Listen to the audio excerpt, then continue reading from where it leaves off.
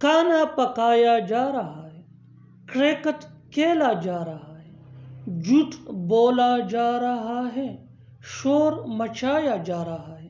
ان جملوں کو غور سے دیکھو، ایسی جملے ہم اپنے ڈے ٹو ڈے لائف یعنی روزمرہ زندگی میں روز بولتے یا سنتے ہیں۔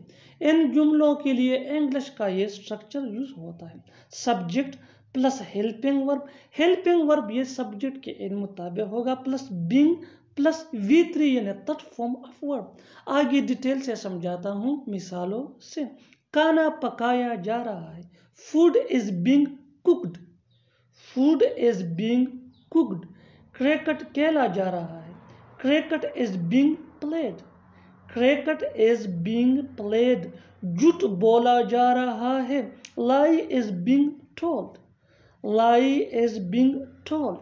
شور مچایا جا رہا ہے، noise is being made, noise is being made. اور آخر میں یہ سینٹنس آپ کے لیے کامن سیشن میں اس کا جواب ضرور دینا۔ کمرہ صاف کیا جا رہا ہے، کمرہ صاف کیا جا رہا ہے۔ Subscribe to English page for more advance English sentence structure. Thanks.